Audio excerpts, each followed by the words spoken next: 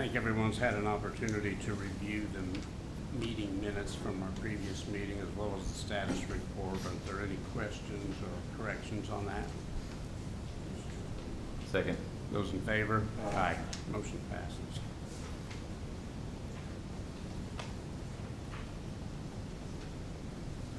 Don't have any public comments, non-agenda that you're aware of. Executive Director's report.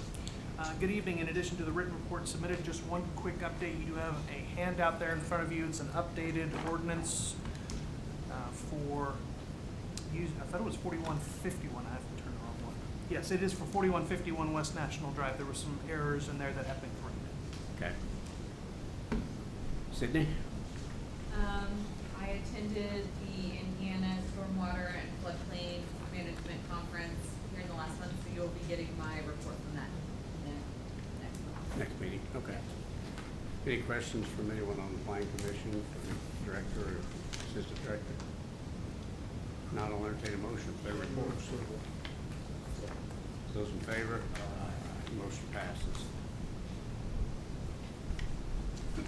We did not have any administrative plat submitted this previous month. So we'll move on to our agenda items. First item, under new business subdivisions with county rezonings, docket number 77, UZO number 15, 2025, 3701 West Duggar Avenue, West Terre Haute, from the C4 to an A1 agricultural rural residential district. As noted, this does have an accompanying subdivision. Would you like them heard concurrently? Please. We'll start with the subdivision. Property includes the acreage with common addresses of 3881, 3775, and 3691 West Duggar Avenue, 90.47 acres. The surveyor is Mr. Tolles. Request is to replat portions of Ford 16-acre sub, Ford sub, and Ford acre sub, creating 5 new lots. Health Department review is still pending. Septic system information and location for 3775 West Duggar Avenue is still needed. Soil borings will be needed to determine septic system viability for any further development on now lots 2 and 5.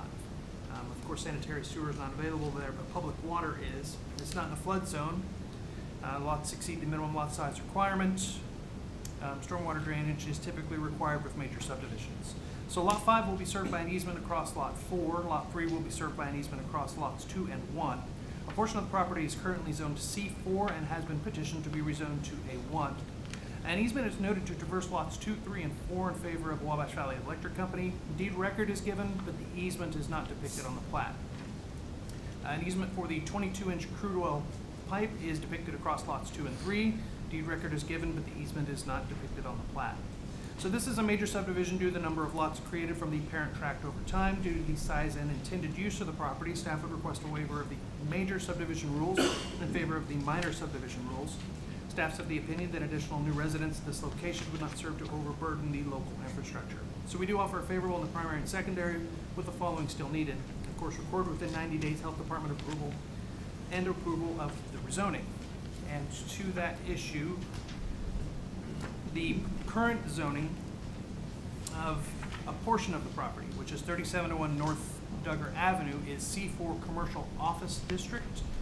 The proposed zoning is A1 Agricultural District for the use of farming. The property is, of course, on the north side, approximately 1,100 feet to the east of the intersection of West Duggar Avenue and North Regan Place. Development priority for this location is all rural agricultural uses. All surrounding uses are agricultural. Notices were sent out to adjacent property owners within 1/2 mile of the address. Doing so satisfies Section 1 of N of the UZO. Barnyard animals will be permitted and are anticipated, as well as any other use as identified under Indiana Code 36744-1661. The property was previously used as WPFR FM radio. That was rezoned on UZO number 61 of 98.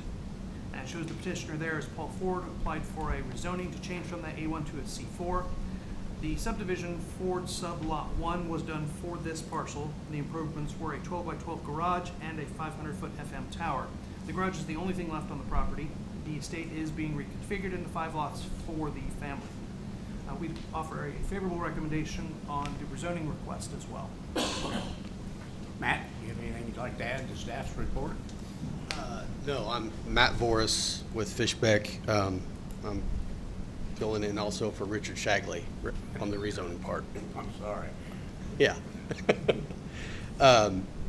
No, a couple notes though on your comment on the easements. I believe both the electric and the crude oil easements, they technically are shown on here. They run with the lines basically. So I don't think there's a stated width on the easements. It just goes as constructed across the property. So and if we need to clear that up, to get it recorded, we will.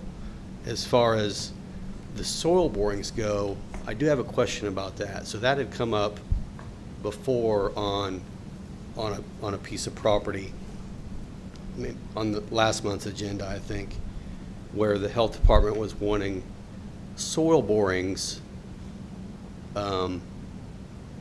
as a requirement to complete this process and to record the plat, but they're not planning on building anything. And so I was wondering if that could be looked into a little further. I mean, we worked it out with them, but that seems to be a continuing item that is a requirement for these rural minor subdivisions that it wasn't required in years past, it seems to me like. So that's really the only comment I have. I think, as Eric did correctly, if I'm wrong, the soil boring requirements is prior to development, but not prior to subdivision, or not contingent upon the subdivision. It's not a condition of the subdivision. Health department approval is contingent for the subdivision, but Right, what the they health give to. department won't do soil borings until somebody pays them to do soil borings for a structure to be built. I Yeah. think.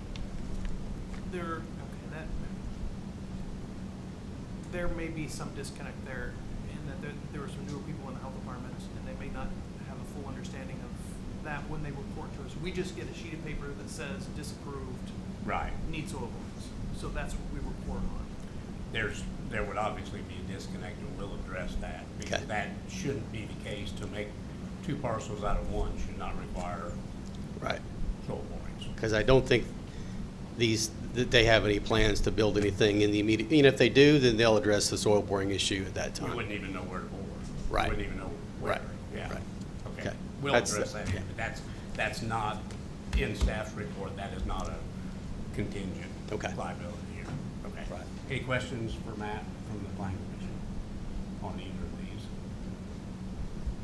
Is there anyone here speaking in opposition to this request?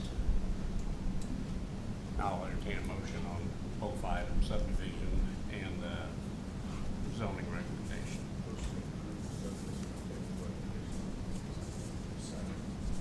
All those in favor? Aye.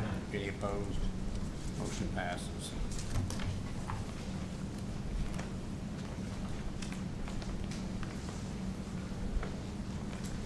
Next item under new business, subdivisions, major, primary, secondary, docket number 65, file number 39, 2025, Foster subdivision. So the property is located along Old Royce Road and associated with 400 and 420 Old Royce Road, Terre Haute, Indiana. It's 1 acre. Surveyor is Mr. Colvin. The request is to subdivide the parent tract, creating 2 lots. Health Department has approved, as they have sanitary sewer. Public water is available. It is in a flood zone. The lots do exceed the minimum lot size. Lot 1 is 0.61 acres and lot 2.39 acres. Stormwater drainage is not typically required with a subdivision of this nature. The petitioner wishes to split the existing parent tract, creating 2 new lots with no proposed new structures. Both lots will have existing homes and outbuildings. BZA variances will be needed. The property is located in a FEMA special flood hazard area. The existing homes are pre-flood hazard rate maps or pre-firm. Any development or improvement on the properties are required to conform to the regulations in the flood hazard ordinance for Vigo County. The plat and surveyor's report indicate rights were granted to Indiana Electric Corporation. Deed records were given, but the easement is not depicted on the plat. Property owners should be aware that uses under the lines or within the easements are restricted. This is a major subdivision due to the number of lots created from the parent tract over time. Due to the size and intended use of the property, staff would request a waiver of the major subdivision rules in favor of the minor subdivision rules. So we would offer a favorable recommendation with the BZA approvals as mentioned, and then of course report within 90 days. Is the petitioner present? She's not, but I'm one of the people that's, That's okay. Is there anything you'd like to add to staff report? no. Okay. Any questions from the planning commission? Anyone here speaking in opposition to this request? Not on entertain a motion. So moved approval. Those in favor? Aye. Any opposed? Motion passes.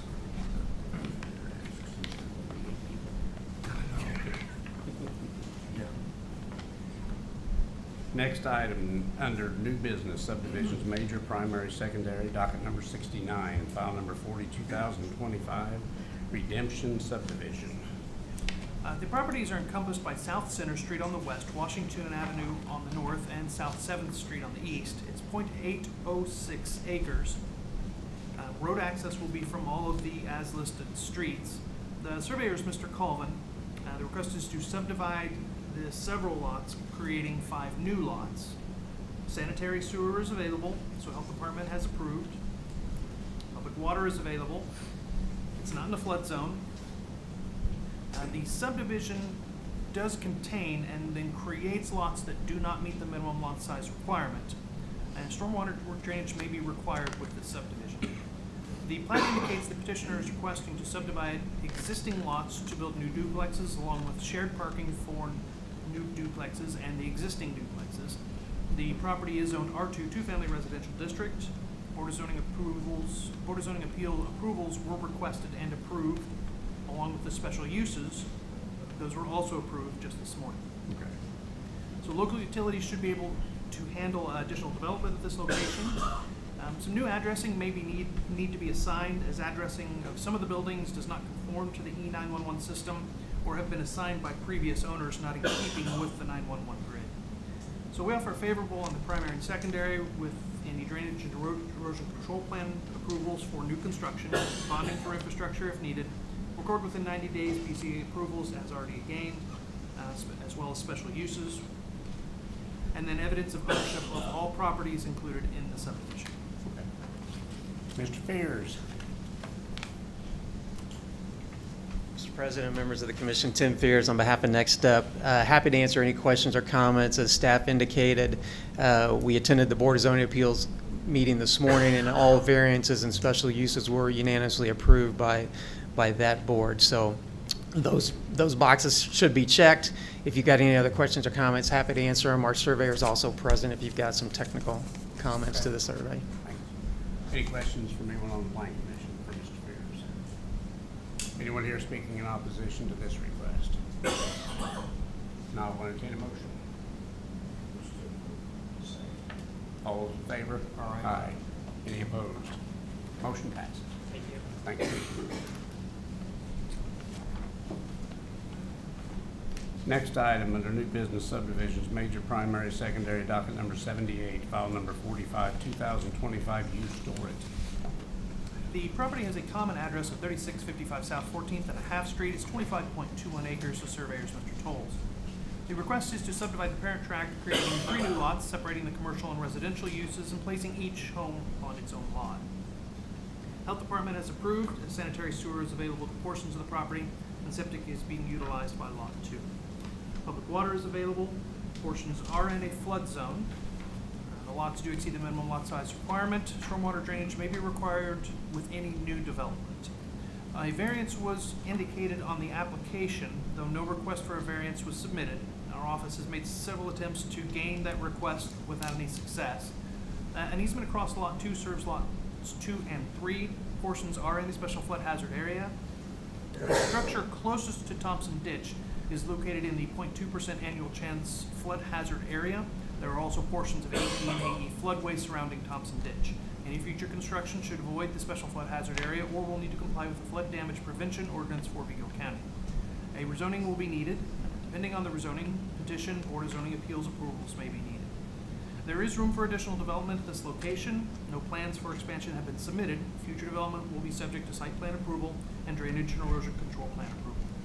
Surveyor's report indicates that a fence meanders as much as 16 feet past the east boundary line, and a gravel road lies as much as 8 feet east of the property line. It'll be up to the property owner to gain easements for these two items. We do offer favorable in the primary and secondary with a drainage and erosion control plan approval if needed, bonding for infrastructure if needed, record within 90 days, and then approval of rezoning and any variances. Matt, anything you'd like to add? Nope. Any questions on this from staff or Matt? Anyone here speaking in opposition to this? Not will entertain a motion. Second. Those in favor? Aye. Any opposed? Motion passes. Next item under new business, county rezonings, docket number 75, UZO number 14, 2025, 2001 North Hunt Road from an M1 to a C4 commercial office district. The property owner, Chances and Service for Youth, do own the property at 2001 North Hunt Road and have requested a rezoning from M1 Light Manufacturing District to C4 Commercial Office District for an early learning center or child care. This area has been identified primarily as suburban residential, but though there is a mix of zoning surrounding. To the north is agricultural or A1 and C1, to the south R2M or medium density, as well as RS, to the west and M1, and to the east RS. The building has been used as manufacturing for many years. The current owner has stated that there is a need for early learning center in our community. This site will offer enough room to accommodate the need. Public use areas will need hard surfacing. A parking plan is still needed. We do offer a favorable recommendation with the site plan approval. Is the petitioner present? Anything you'd like to add to staff's report? No, just to appreciate the opportunity to be putting a child care center on the east side of town. It's a great location, and I think it'll well serve the community. Great. Any questions from the planning commission members? Anyone here speaking in opposition to this request? Not, I'll entertain a motion. Second. Those in favor? Aye. Any opposed? Motion passes.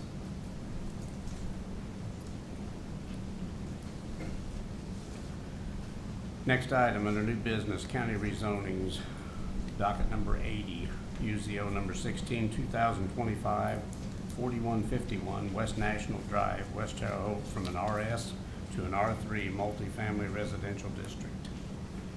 So the property owners, A to Z Rentals, do own the property at 4151 West National Drive. Property is currently zoned RS Single Family Residential Suburban District, and they've requested a R3 multifamily residential district for multifamily apartments. And this area is identified primarily as suburban residential, though there is a mix of uses surrounding. To the north is A1, south RS, as well as west is RS, east is C2 and A1. Sanitary sewer is not available on this side of West National Drive.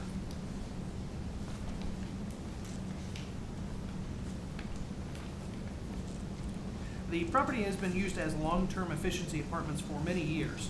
A fire caused damage to several of the apartments, and the property has sat vacant now for over 18 months, thus legal non-conforming status has been lost.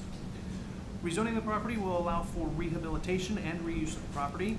The property has 8 parking spaces. The requirement for multifamily dwellings are 2 parking spaces per dwelling unit for the first 50 dwelling units, plus 1 3/4 parking spaces for each additional dwelling unit over 50.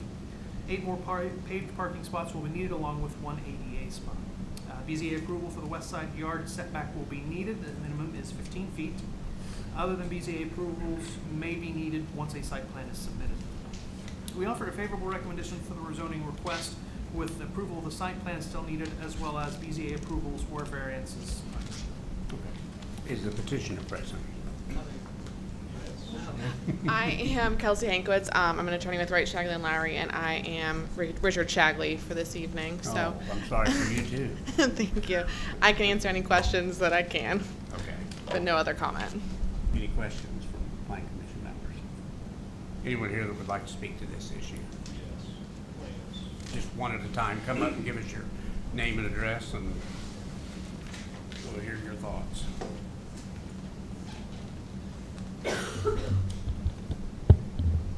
My name is James Gosnell. My wife and our 3 now little children moved into the adjacent home to the west. We wanted to live in the county, and I was born and raised in the county, making a living, raising a family, and homesteading. Short and sweet is that 4151 National was ineffectively being run as a multifamily dwelling, which is why we're petitioning, which is what they're petitioning it to be.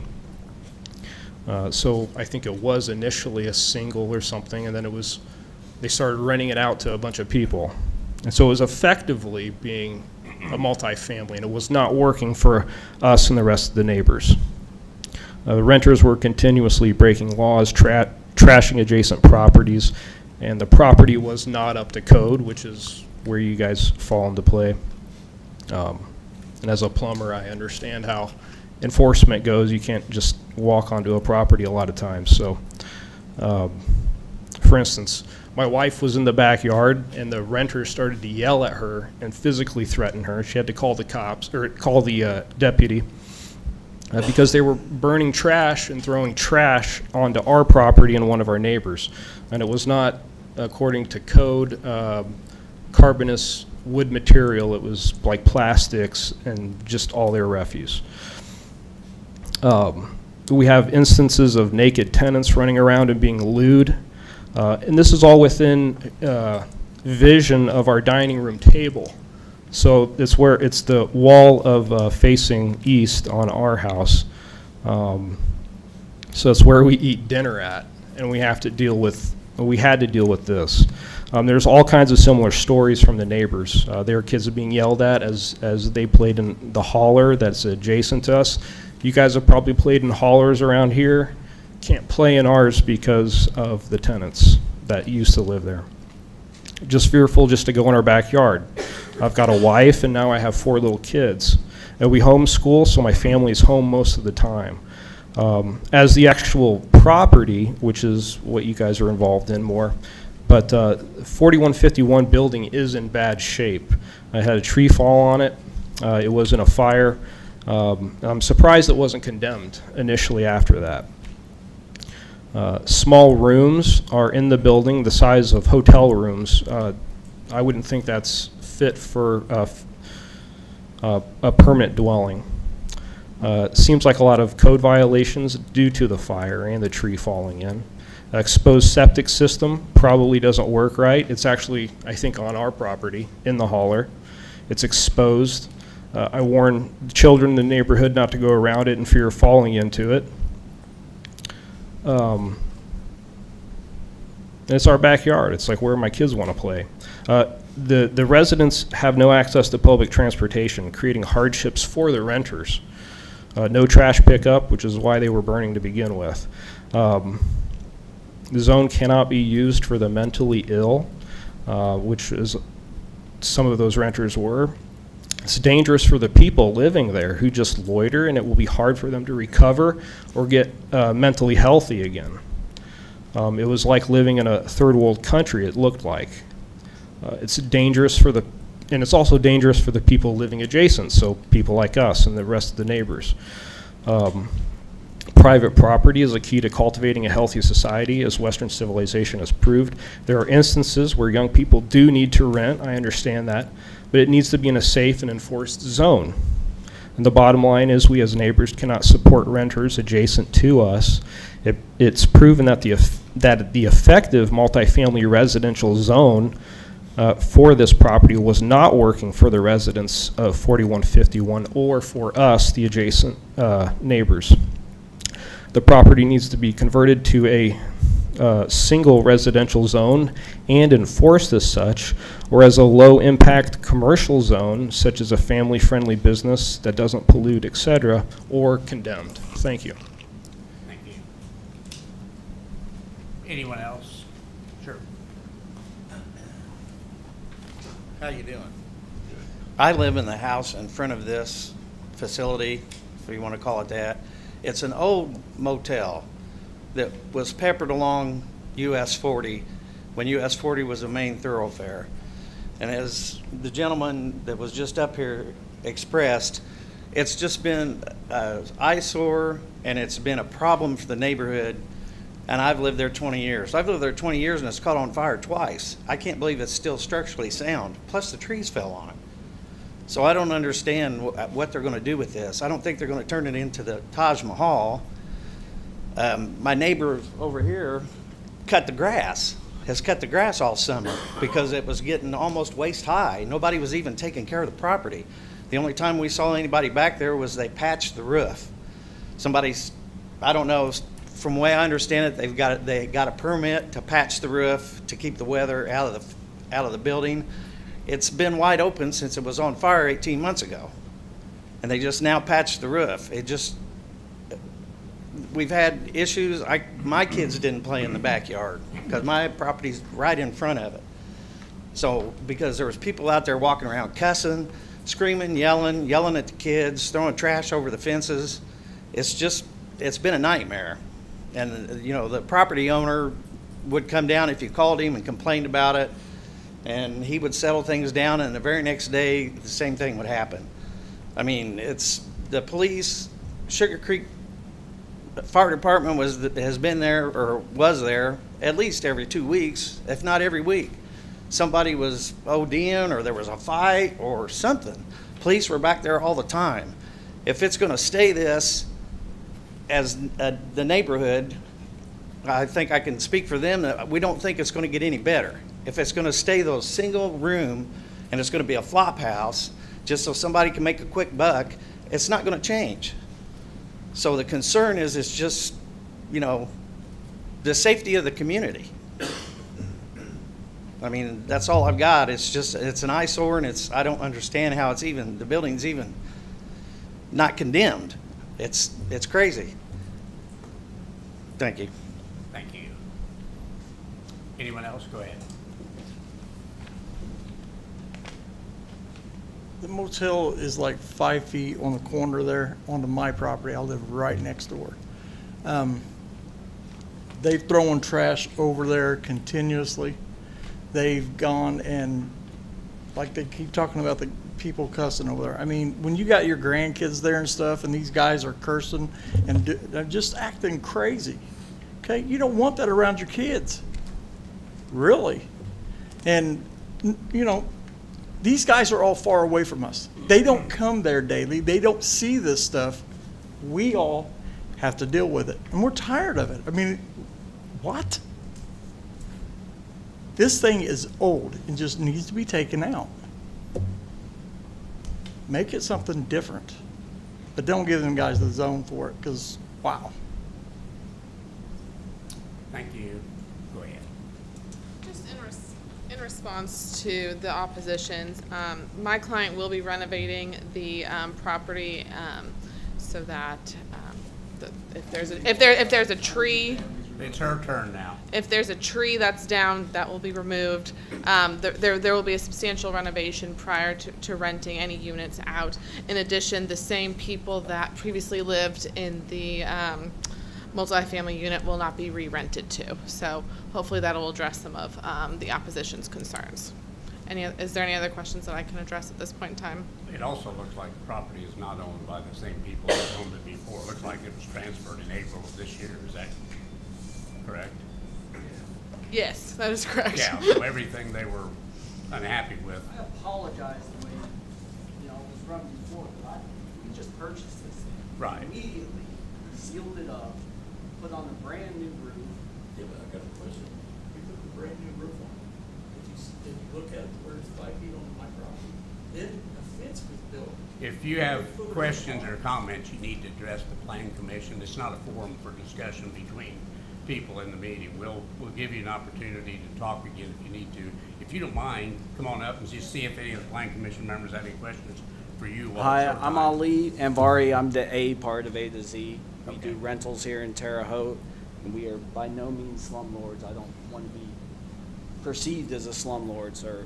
Okay. Our idea was to fix it up. We bought this as part of a package with another motel down the street, the Stone Lodge, and it had bad clientele. It had a reputation. Sure. So our goal is to fix it up and make it nice. I mean, it's not going to be the Taj Mahal, but it's going to be nice, affordable living for people. Right, And I don't yeah. plan to house mental people or drug addicts or any shifty, like I want people to pay rent and take care of the place, so. Okay. Thank And you. I didn't get to meet really too many of our neighbors. Thank you for mowing it. We began mowing it, and, you know, when we got it, we have a lot of work cut out for us, but I don't plan on running it as a flop house. Okay. I have just one question I can address, who I can address. Hold on just a second. Does anyone on the planning commission have any questions for the new property owner? Okay, you're fine, you're good. I'll see if we've got any more comments and then we'll move on. Thank you. Go ahead. So what is this gonna be? How many units is it gonna be? Go ahead, you can answer that. We got to see what's feasible. So currently it's 8 units and they're small. They're 275 square feet. We bought a property catty corner from Java Hote, and there were small units, but we got kitchenettes in them. We redid all the plumbing, redid everything, and they're Airbnbs now. It's kind of out east, and it's been successful. So, I mean, we would like to get 8 units in there, and I know that seems like a lot of neighbors, but these are single working people. So, and we vet. We have our own property management. The guy Jack, who ran it before, was just kind of taking anyone who would come his way. Desperate people. We have property managers, and we're going to deal with issues. You have a number to call. You know, we're not going to resort to calling the police. If I ever have any issues, I show up. I'm here, and I thought I had a lawyer covering it for me, and so. I think you do. But I show up, so, I mean, I get it. I heard about the new mental health guy. Remember you telling me? I mean, yeah, that's not how we make our living. I try and run everything to the board. Go ahead. Okay, thanks. Go ahead. Come on back up. Couple more. I'd like to respond. Sure. It was effectively being run as an R3. It was not working.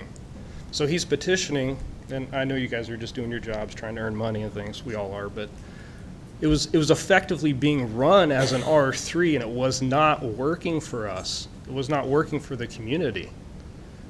It was causing harm to the community, and they're petitioning for an R3. And there's nothing in code enforcement that's going to say that who he can and cannot rent out to. It's the fact that it just was not working, and we have proof of that. That's all the people that are coming up against this petition. So I just wanted to say it was effectively being run as an R3. It was not working as an R3, and that's what he's trying to petition. So I would say no, I don't think it needs to be an R3. Thank you. Okay, thanks. Go ahead. So in terms of the zoning, I didn't quite understand it. The way I saw it, it was even zoned commercial, because once upon a time it was a motel. So what we're trying to do is make sure that we're doing it correctly. That's why we're here. And I apologize that you have a property right next door. The fire happened over a year ago, correct? So I understand it's probably been pretty quiet for the last year. Nobody's coming or going, and I'm sure that's been nice. But unfortunately, we want to rebuild this and make it nice. One more thing. What we're talking about is like people coming up into our yards, literally. Like I have a small farm, and like me and my son, sometimes walk across this property, online, says, hey, what are you guys doing? You got a cigarette? Well, you know what I mean? We really don't have, these people have one guy come over, and have a knife tucked in here. We don't need these guys. That's the worst. And I think what my client's trying to say is he's gonna run it differently than what was previously done. And they have standards. I don't know if the other person had standards for renters.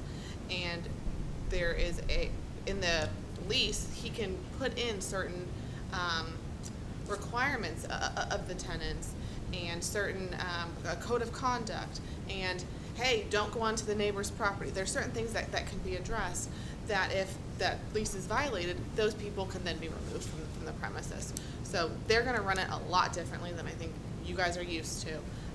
But we would ask the commission to give my client a chance to do this. Okay, thank you. Any other questions from the planning commission? I've been Jason's property for the last 30 years, and it's been rented out. Hotels, it's been rented out, family homes, it's been rented out, as everything. It ends up the same every time. No offense to him. Now, you want to put 8 units. The big house next door to you has almost half an acre for a septic system. You're going to put 8 people, that's 8 bedrooms. In White County, you have to have enough for each bedroom. You don't have enough property at 1.40, when half of it's in the holler and half of it's that building, or even if their septic system. That's my question to you guys. That's the only thing I got to say about it. I mean, he's got a right to run a business, and I'm fine with that. But like everybody here has said, the septic, for whatever reason, is a tank that sits out back. My question is there enough property there to actually put a big enough septic system in to handle 8 families? Because whether you got 1 person or 10 people, by the county, for every bedroom, you have to have so many feet of septic system. So, if you got 8 people, and there's only a 4-bedroom house next door, and they've got a half acre, how much property do you need to put a proper facility in for a septic system? Not, and like I said, they can remodel all they want. I don't care what they do that. My problem is I knew the prior owner. The electricity is shot. It has been for years. Look at the structure underneath, and when I was in it, it's been years ago, so I can't say about it now, but years ago, the structure didn't sound back then. He tried to sell it to me when I first moved out there for $80 grand. I wouldn't give him 50 cents. That's how I feel about it. They can do what they want. It's their money to waste or burn or whatever. But I've never seen anything out there ever work. The only thing that worked is what everybody's complaining about, because the man had to do something to earn a living, so he went into the Hamilton Center. So that's where, and it wasn't too many problems. That's just what everybody recently has seen.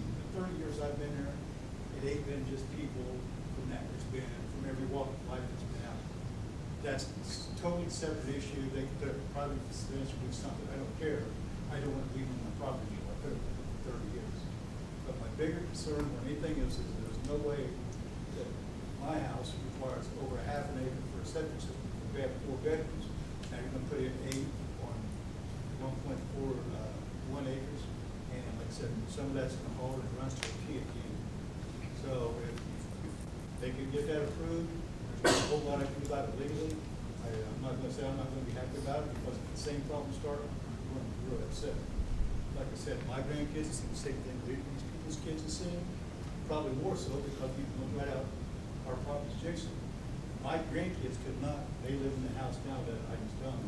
I was the house next to them. But it was all one property at the time. For the last, ever since they've been out there, they could never walk from the road where the school bus lets them off at to the house. Couldn't trust anybody there.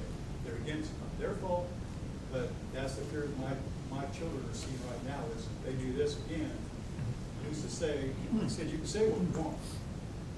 You can bet everybody you want. You don't know what you're going to run into coming down the road. So I understand their concerns is, because it's happened, and you see the news, they get somebody in there that they vetted, but they underneath the wire, next thing you know, your kids are hurt, missing, whatever. It's not his fault. He did his part. But you have to understand what their fears are.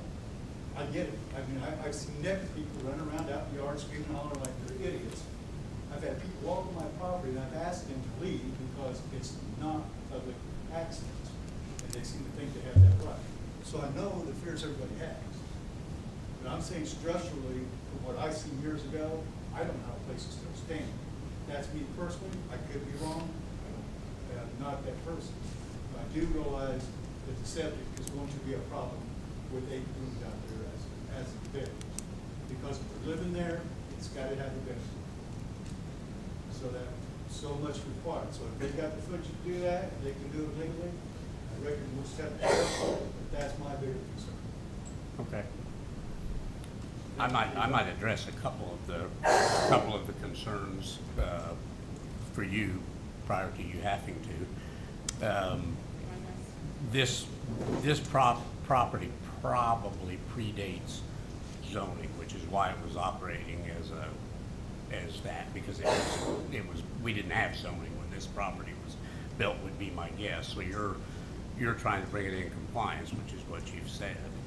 As far as the septics and the permitting, just so we're clear, first of all, we only make a recommendation on zonings. The commissioners will make the final approval on zonings.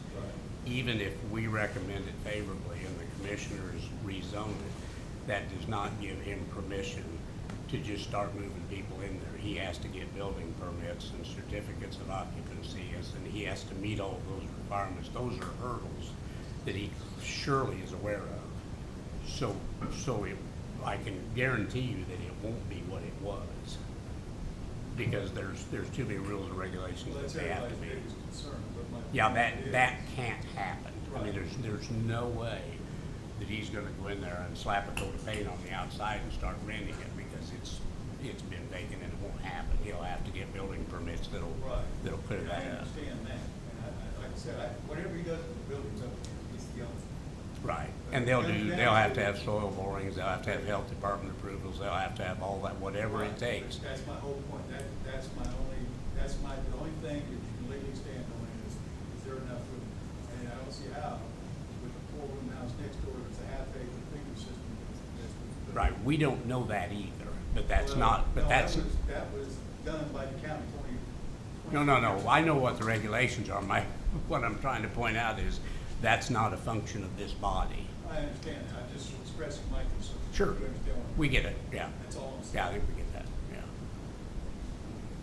Would you like to add anything else? Yeah, sir? I'll approach one Sure. last time. I get it, you guys are all the adjacent neighbors, and as it was ran before, you don't want it coming back. And this isn't something I can slap a coat of paint on. I'm gonna have to rewire all the electrical. I've already got Daryl Summer lot doing ground samples. We're probably gonna have to do a septic system. If a privacy fence is necessary, because you guys have had issues in the past, we can look at that. I'm opening to, I like happy neighbors, so, I mean, yeah, just give us a chance. Well, we're gonna turn it around. We see potential. Otherwise, we wouldn't be here and dumping money into it, so.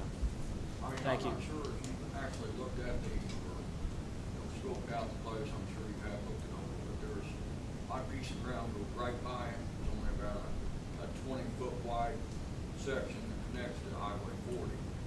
But the fence has fallen over. One big reason I came here was because, I have 20 acres right next to you. I don't get over in that corner. I get over there a couple days ago and there's trash, carpet, building materials on my property, old furniture, things of that nature. I stayed myself. I've not been over there for 25 years.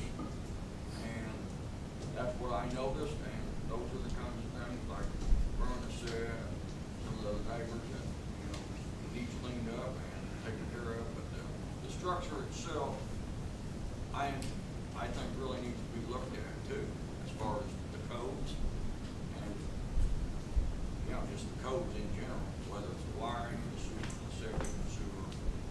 And it is very tight right there on what property he has to work with. Yeah, I think we've covered your concerns, and my last comment would be, before we move on to a vote, is that I hope everyone here recognizes that we can't punish him for the previous property owner's activities. It would seem to me that this is an opportunity to get rid of an eyesore, and I don't know the petitioner, but I do know that this body would have to have some pretty strong legal reasons for denying someone to upgrade their properties that they own. That's all I've got. Anything else from anybody on the commission? Did you have anything else you wanted to add? No, sir. Thank you. Okay. I'll entertain a motion then. Second. Those in favor? Aye. Any opposed? Motion passes. Thank you.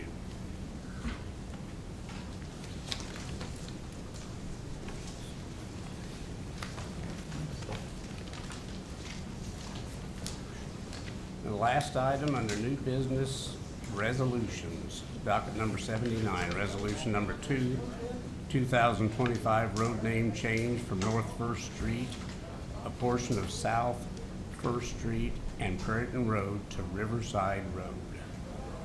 Drive, sorry. It says road. It says road on my. Oh, it should say road. It's road. What I'm reading says road. Okay, I'm looking at the agenda. So it is Riverside Road? It's road. Okay. The petitioner has requested the change of a road name in the city of Terre Haute. The road to be renamed Riverside Road is currently named North First Street, a portion of South First Street, and Prairiton Road, which traverses the entire distance between Maple Avenue and Margaret Avenue. The petitioner is officially Riverscape, Wabash River Development and Beautification. However, Mayor Sackben has also signed the application. The renaming to Riverside Road is part of the Riverfront Development Master Plan. Per the petitioner, the Riverfront Master Plan envisions and lays out recommendations to transform our riverfront to drive economic growth, quality of life, and riverfront activation and sustainability. Approximately 90 abutting properties were notified and may be affected by the road name change. The property and business owners would be responsible for updating their addresses for banks, utilities, insurance, taxes, etc. The city of Terre Haute or the petitioner will be responsible for the costs associated with the new road sign creation and placement. A consideration of the impact on residents and business owners should be considered. Utilizing a vanity address for specific locations rather than changing the name of the road is also an option that would not require official change of address. The petitioner states that the change in road name will occur on January 1st, 2026. However, there is no mechanism for delay. Once the APC approves the name change, it is effective immediately, and the agency responsible for notifying impacted owners has 30 days to send those notices and notify the USPS of said changes. Petitioner present. Yes. Yes. Good evening, Lori Danielson, Riverfront Development Director. I'm here to answer any questions you might have or provide some additional framework. Okay. Any questions from anyone on the planning commission? No? Anyone here speaking in opposition to this request? Sure.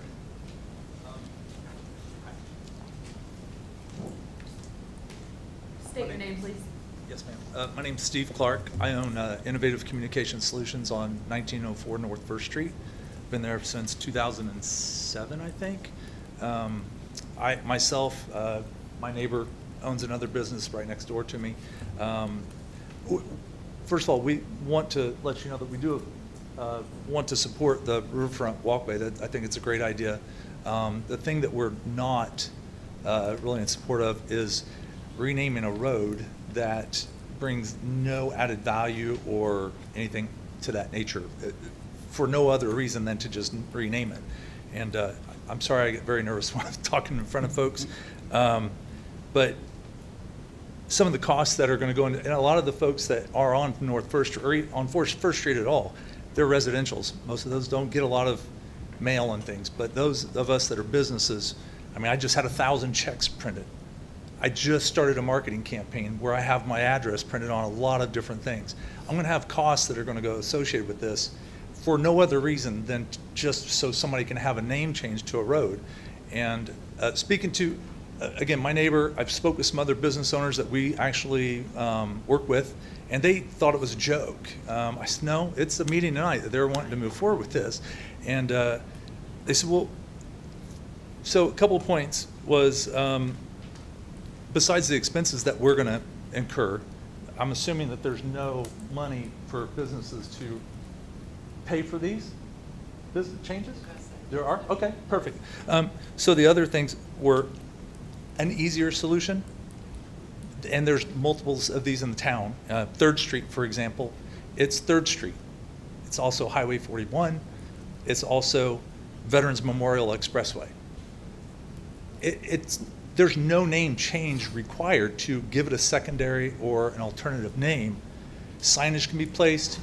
People can be happy. You can, once you put these things out into a search engine and you start posting these things, it will propagate. People will be able to find these roads based on whatever name you want to assign them. So legally changing this and then looking at the road from, I'm almost to Maple Avenue on my way here, I couldn't see the river one time. The only place you can actually even see the river is if you're at the park or where you stop naming it Riverside Road and you get up to the wastewater treatment plant. I travel this road every day a lot. So it just doesn't make sense. If you're going to rename a road Riverside Road, Dresser Drive would make more sense because it literally is a mile of right along the river, right through the park where you're trying to get people to go. So instead of it being Dresser Drive, let's make it Riverside Road. That would make a little bit more sense to me. And again, now it's not going to cost anybody a lot of money. And so that's kind of, I think that's about where I was at. So it's just, doesn't make a lot of sense. There's also potential revenue loss. I can't go to speak to what the depth of that would be because we're an IT company.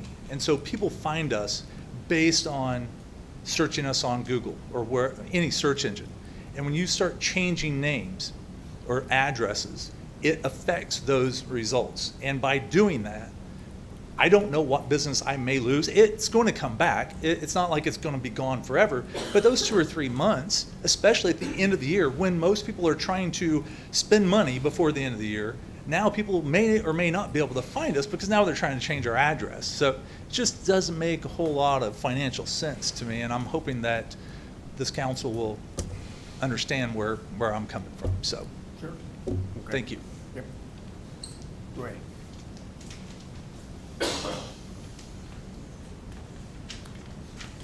My name is Jim Cunningham. I own Cunningham Vacuum Resources. I own 5 city lots on First Street. Between Steve and I, there's a lot that I spent $10,000 to fill to bring up to be level with the rest of my lot. I spent $5,000 across the street to turn what was a dump into a parking lot because it had to be rezoned. At this point, I've already ordered calendars for next year with my address on them. I probably have 700 pins, business cards. I have 100 customers all over the United States. You know, it takes almost 2 weeks to get a mail across town, the post office. The city's relying on the United States Post Office. I'm sorry, it's a joke, okay? I hand deliver checks to my vendors in town because if I put it in the mail, it take 2 weeks, so they might not get it. And then I got to put a stop check on it. This is just, I'm sorry, it's absurd. You can't see the river. I travel all over the United States. I was in West Lafayette on Riverside Road, and you know what I could see? The whole 3 or 4 miles? The river. I could park my car and jump in the river. You can't even see the river on this section of the road. I'm sorry, there are houses up on my end of First Street that should be condemned. It's not gonna bring people to Terre Haute because, I wanna go down Riverside Drive or Riverside Road or whatever. It's just gonna cost me thousands of dollars as a small businessman, you know, thousands of dollars. Business cards, taxes, you name it. And the things you can't even think of. Like I said, I have vendors and customers all over the United States. I still get mail to my house. When I started this business in '09, I started out of my house because I just wanted to work a couple days a week. I still get mail to my house every now and then from a vendor or a customer that hasn't changed my address since I moved here on First Street. It was 2010 or 11. Still. And we're supposed to have the post office take care of all this change of address in 3 months? So just changing the name is one thing, but what if they change the number of my address? Because I thought the way I read it, your address number could change as well. Is that possible? I think it says that's unlikely. It's not likely. But it's possible. I would have to I'll certainly work with area planning and 911.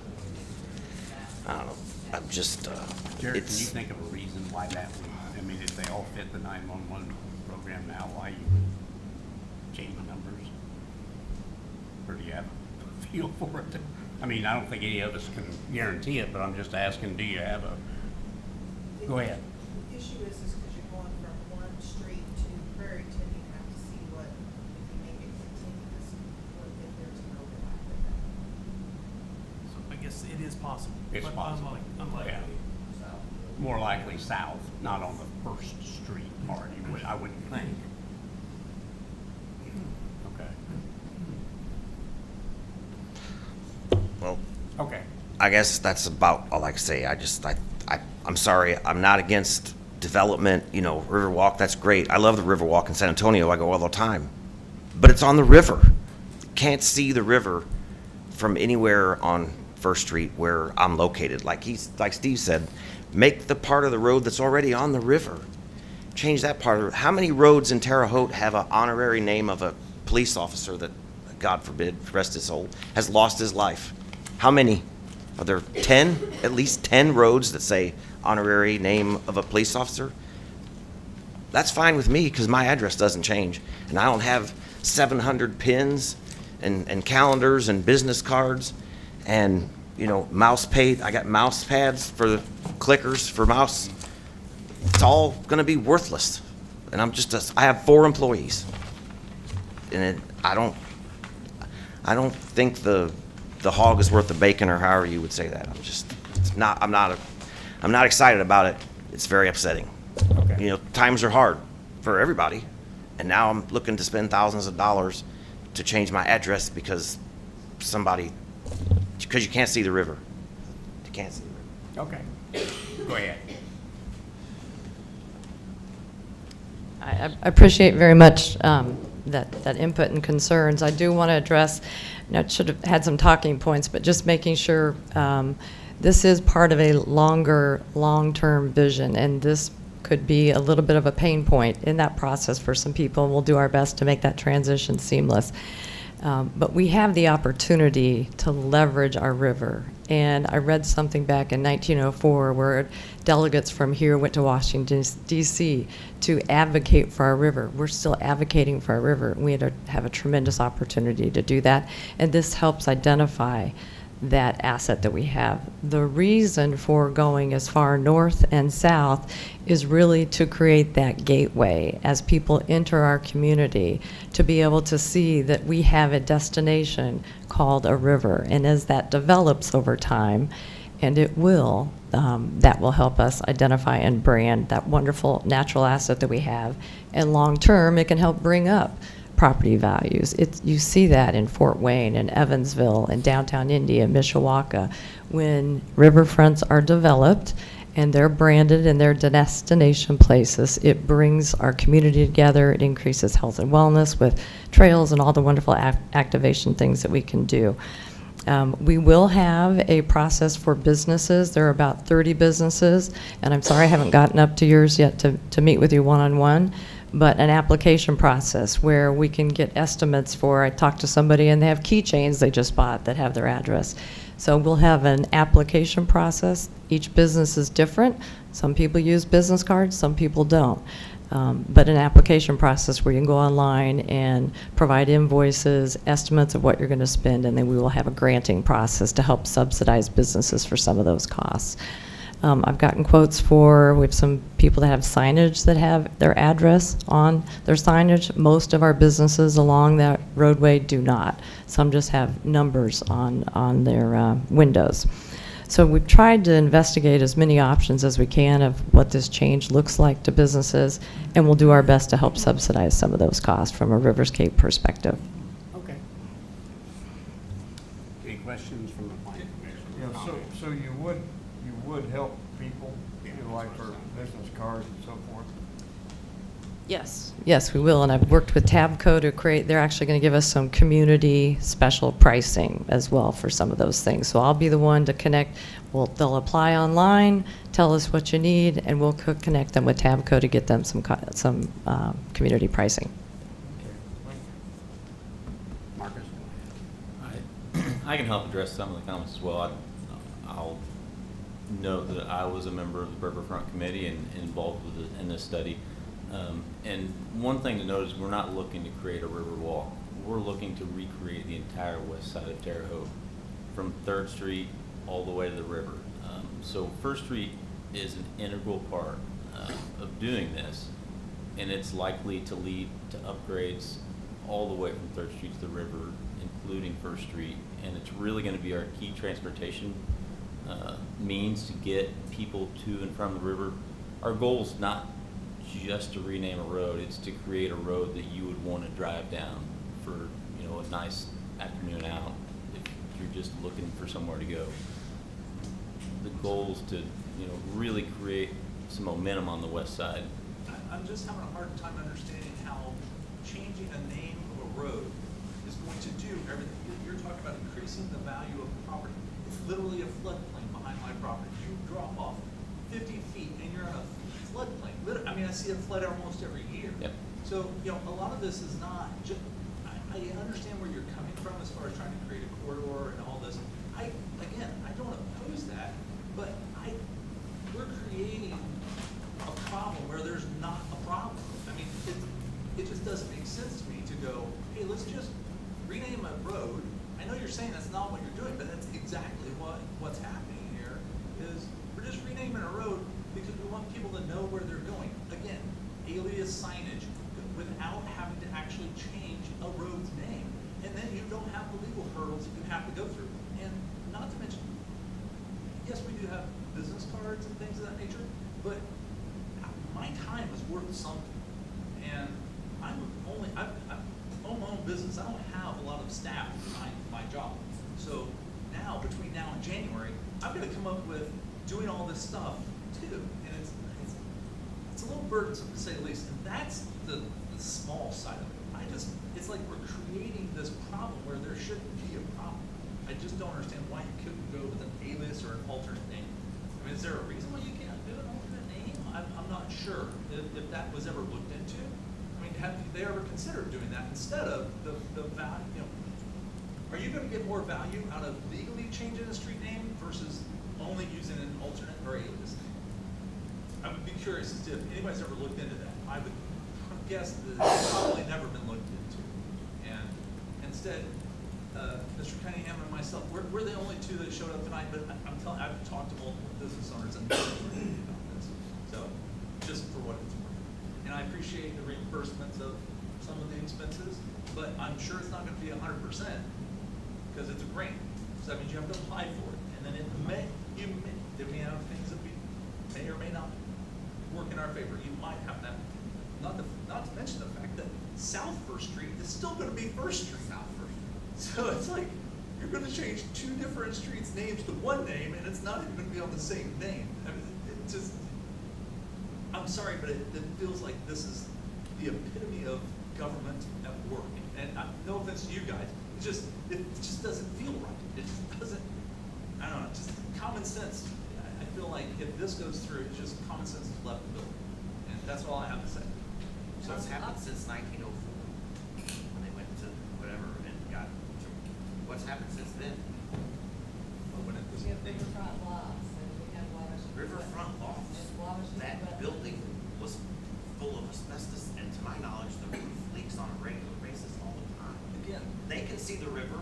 Here, Okay, there's it's also Riverfront lofts. They can see the river. Locust Street, west of First Street, goes closer to the river than First Street. So maybe we should also consider renaming it Riverfront or Riverfront Road or whatever it is. Again, renaming, you know, alias naming, alternative names, and avoid all of this. And that's what I also just want to add, I've spoken to several businesses that do like the idea, and especially on the southern part of the stretch, where sometimes they don't know, are you on Prairiton Road or your First Street Road, where are you? They like the idea, and they also buy into the idea of a long-term permanent name for the street. That's because there's two different names for the same street. Now you're gonna make three different names. And First Street has been the name of First Street for a long term. So just Yeah, I think it's pretty clear to everyone up there that you two gentlemen are adamantly opposed to this. And anything else from the planning commission, any comments or anything? I would have one personal thing to add to this is I've owned my own business now for 33 years, and in that period of time, I've had 3 different post office box numbers, and nobody came to me and offered to help. The post office closed one, decided I was going to get a new number, Then they built a new post office and decided I'd get another number, and it is paid. But it is not paid. I'm still here, more successful than we were 32 years ago, thank goodness. And I'm sure, because I know Marcus, I don't know anything about Riverscape other than what little bit I see and read, but they have spent a tremendous amount of time and effort trying to create, this is a little bitty piece of what they envision. And I would encourage the Plan Commission to help them on their endeavor. Anything else? I would say it's a natural progression project. I'll entertain a motion. All those in favor? Aye. Any opposed? Motion passes. Thank you.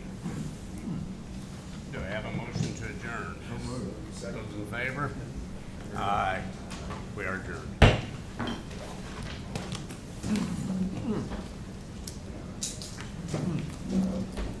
We're gonna have car crash. That is true. I've had three I know. different post office. I'll talk to the next And I one. still have the mailbox. And they stick to it. I don't want to